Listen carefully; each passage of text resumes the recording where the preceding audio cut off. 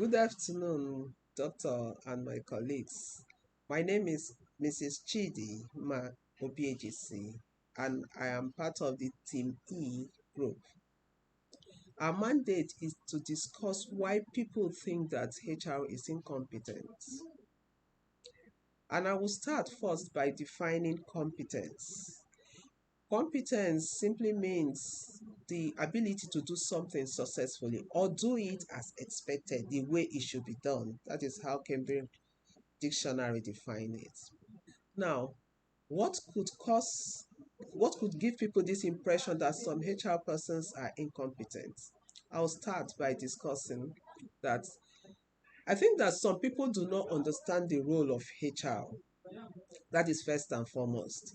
Both those in the HR function and those and the employers and others. If you check the Irish breakdown of HR function, it's in four groups. One is that the HR must be an administrative expert. A HR must be the people's advocate, employees advocate, a change champion, and strategic business partner. I'll leave it as that. Now, looking at it, a lot of HR practitioners or professionals still play within the space of administrative experts, but HR have gone beyond that. Because of the disruptions HR has faced over the years, talk of the pandemic, talk of the digital disruption, HR have really moved on. And yet there are some who are still in the old space.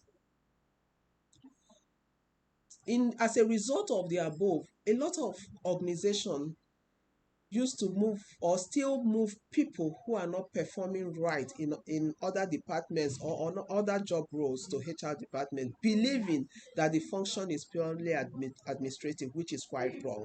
So you have people who are inexperienced, unprepared, uneducated, unsuitable for the role, playing that role. That is one of the key challenges. The other issue is also that a lot of HR persons are being reactive instead of proactive. As change agents, we're supposed to be at the forefront of implementing, proposing changes. But that usually do not happen most of the time. You find out that things would have happened and then HR begin to react to what has already happened. Employees start leaving the organization and the HR begin to react that people are resigning. But HR should have seen before time the rate of disengagement and dissatisfaction among the employees. The third one also is that some HR do not understand the business in which they are playing in, the industry, the market.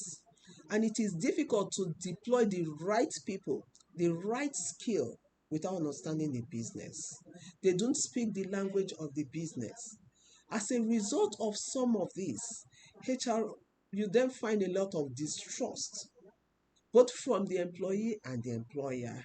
The employee believe that because they believe that HR is supposed to be on the part of the employee and give them everything they want, and why the employer believe that HR is supposed to make the people work for them, they then begin to distrust HR. So HR proposals are not accepted.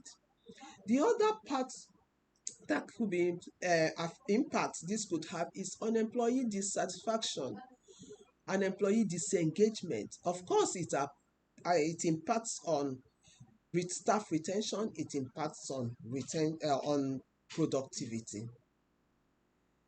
The third part of it is that HR is even unable to get the management buy-in on proposal. And without leadership buy-in, it is difficult to implement some of the intervention HR will want to implement.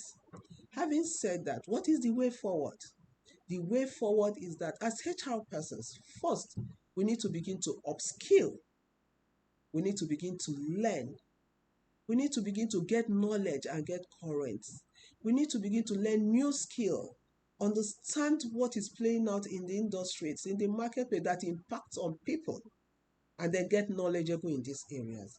We also need to begin to understand the business we play in and understand our numbers, the financials, check the business bottom line and see how we can add value to organizations. Because without speaking the language of business, we cannot achieve it. We need to be proactive. We need to have foresight. We need to begin to think of what could happen next. If we read the numbers well and read the trends well, we will see what could happen. We will begin to understand what could happen in 2 years, in 3 years, and then put things in place to make sure that our organization have the right competitive advantage they are supposed to have. If we do all this, we'll begin to add value to the bottom line, and the value of HR will be appreciated. Because, like one of my mentors will say, value can only be interpreted by the receiver. What we think is value will be what our people want to get from us, what the employers expect from us. That is what can be value to them. If we think we are adding value and it's not impacting on the organization, then we are not really adding value.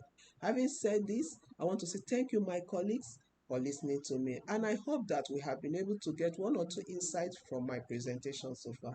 Thank you. And do have a blessed day, you all. Thank you.